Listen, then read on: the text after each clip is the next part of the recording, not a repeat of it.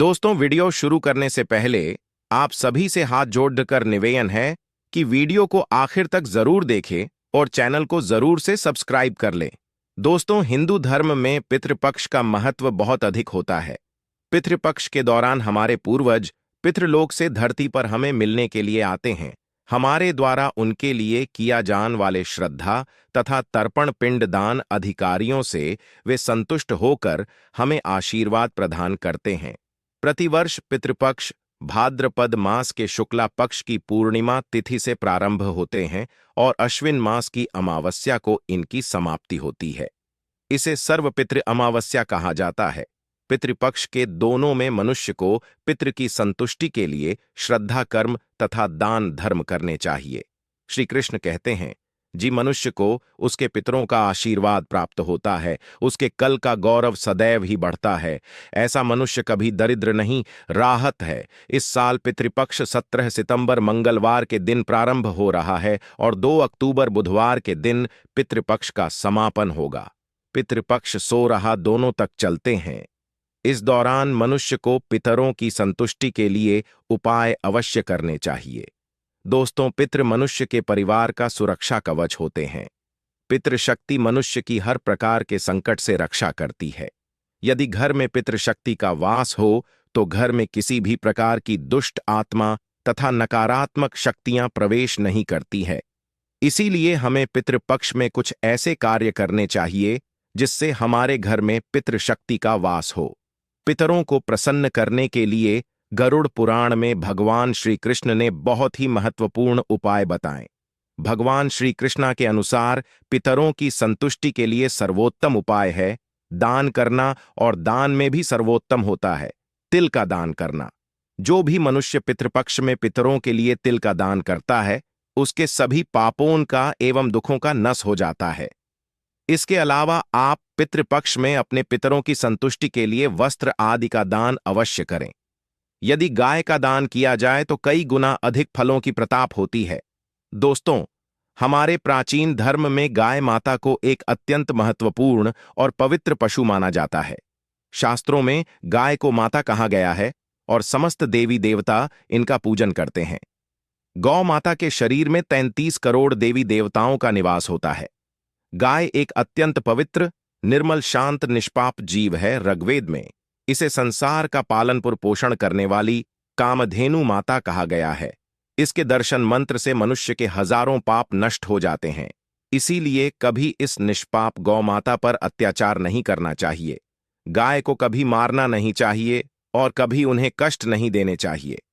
गाय को मारना शास्त्रों में सबसे बड़ा पाप माना गया है।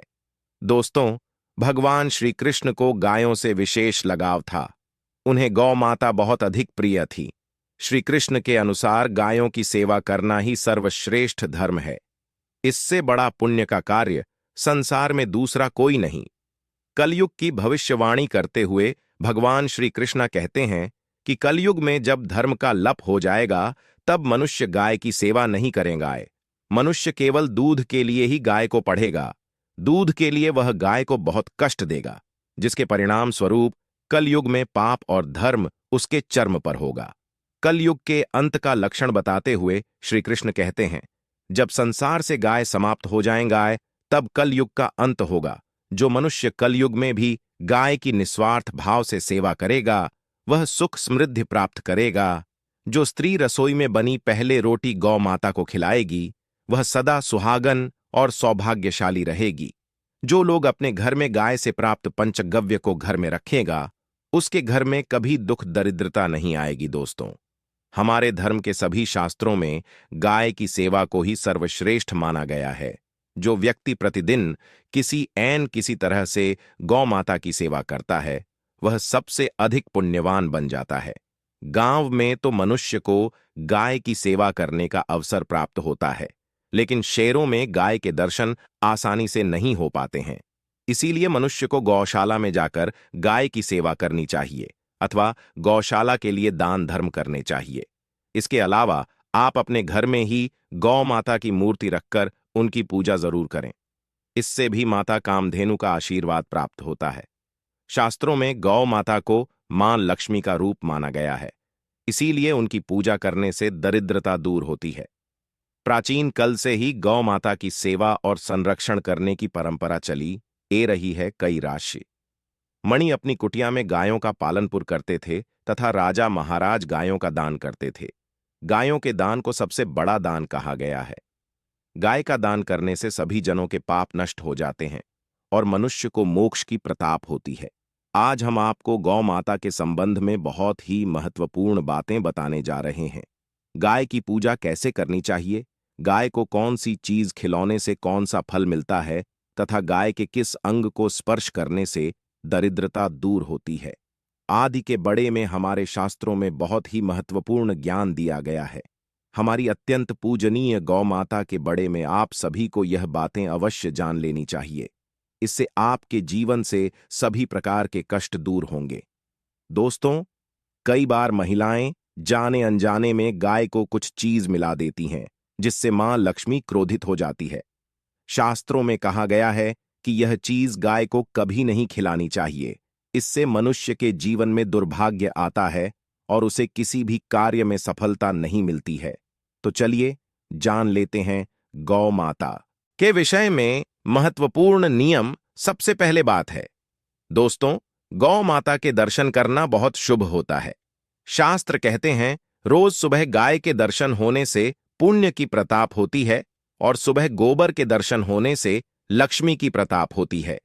अगर कि महत्वपूर्ण कार्य के लिए जा रहे हैं और अचानक ही गौ माता आपके रास्ते में ए जाती है तो वह कार्य निश्चित ही सफल हो जाता है।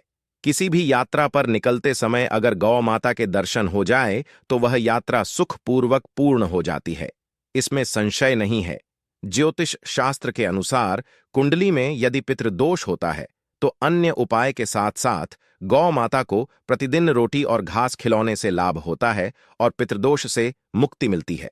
इसी तरह कुंडली में यदि शनि की 7.5 या महादशा है तो हर शनिवार और अमावस्या को कल रंग की गाय को घास या रोटी खिलाएं और उसकी पूजा करें। इससे शनि दोष काम होता है। गौमूत्र यानी कि गाय का मूत्र बहुत ही उपयोगी, पवित्र और स्वास्थ्य की दृष्टि से अत्यंत हितकारी होता है। आध्यात्मिक दृष्टि से तो गौमूत्र का महत्व है ही, साथ ही वैज्ञानिक और स्वास्थ्य की दृष्टि से भी गौमूत्र के बहुत से लाभ बताए गए हैं। गौमूत्र में बहुत से खनिज पदार्थ, स्वास्थ्यवर्धक तत्व होते हैं जो हमारे शरीर की शुद्ध करते हैं और बहुत से रोगण से भी बचते हैं। साथ ही गौमूत्र छिड़कने से वातावरण में शुद्धता और पवित्रता व्याप्त हो जाती है। इसीलिए हमारे शास्त्रों में शरीर को निरोगी रखने के लिए प्रतिदिन गोमूत्र का सेवन करने तथा घर में गोमूत्र छिड़कने के लिए कहा गए। कुंडली में शुक्र ग्रह की स्थिति को मजबूत करने के लिए ज्योतिष शास्त्र के अनुसार सुबह के भजन में सबसे पहले रोटी निकालकर एक सफेद गाय को खिलाना शुभ माना जाता है।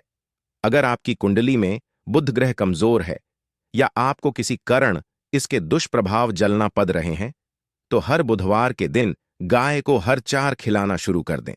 इससे दिशा से जुड़े दुष्प्रभाव दूर होंगे और आपको तमाम समस्याओं का हाल मिल जाएगा। अगर कुंडली में मंगल दोष है जिसके कारण आपके जीवन में कई तरह की परेशानियां हैं तो लाल रंग की गाय की सेवा करें।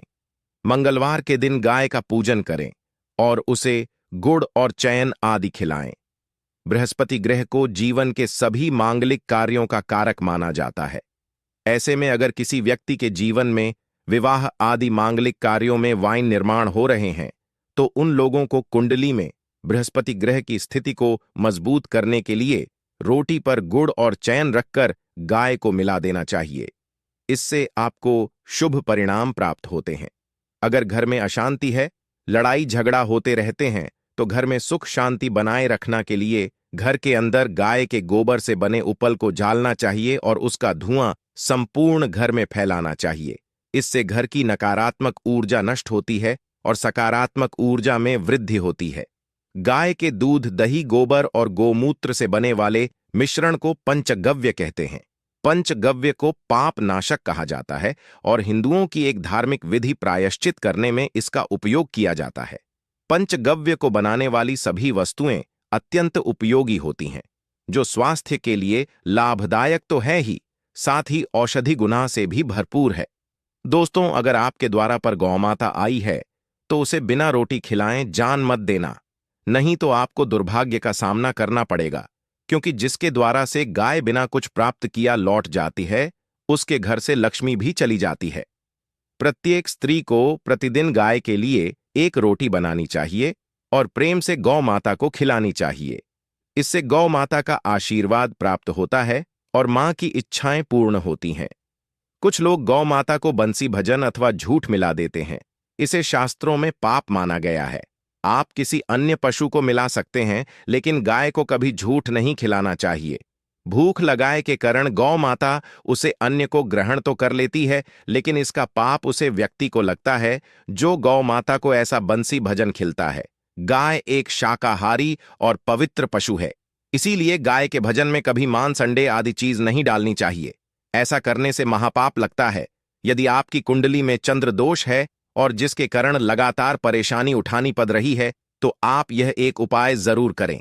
आप रोटी पर सफेद मक्खन, नमक और घी लगाकर गौ माता को मिला दें। यदि शनि दोष है तो आटे में थोड़े कल, तिल मिलकर रोटी बनाकर गौ माता को मिला दें। इससे शनि दोष समाप्त होता है। मंगल दोष को दूर करने के लिए रोटी पर हल्दी लगाकर गाय को खिलाना चाहिए। अगर घर में धन की समस्या है तो गुरुवार के दिन गाय को केले का फल खिलाना चाहिए। इससे दरिद्रता दूर होती है। दोस्तों, गौ माता के पीठ पर एक उभरा हुआ कुबड़ होता है। उसे कुबड़ में सूर्य केतु नदी होती है। जब भी आपके द्वारा पर गौ माता पधारे, आप इस कुबेर को एक बार जरूर स्पर्श करें। इससे आपके जीवन से सभी दुखों का अंत होगा और धन संपत्ति की प्रताप होगी। शास्त्रों में कहा गया है, जो मनुष्य तन्मान धन से गौ माता की सेवा करता है, वह मृत्यु के बाद अपनी नदी को गौ माता की पूंछ पड़कर पर कर लेट है। उसे व्यक्ति की काल मृत्यु नहीं होती है और उसे मोक्ष की प्रताप होती है। जी व्यक्ति के भाग्य की रेखा सोई हुई है। अगर वह व्यक्ति अपनी हथेली पर गुड़ रखकर गौ माता की जब से चट्टा है, तो उसकी सोई हुई भाग्य रेखा खुला जाती है और उसका दुर्भाग्य सौभाग्य में परिवर्तित हो जाता है। तो दोस्तों, इस प्रकार से आप सभी गौ माता की सेवा जरूर करें। उम्मीद है आपको यह जानकारी अच्छी लगी होगी। वीडियो को लाइक जरूर करें और कमेंट में जय गौ माता और जय श्री कृष्णा जरूर लिखें। साथ ही चैनल को सब्सक्राइब करें।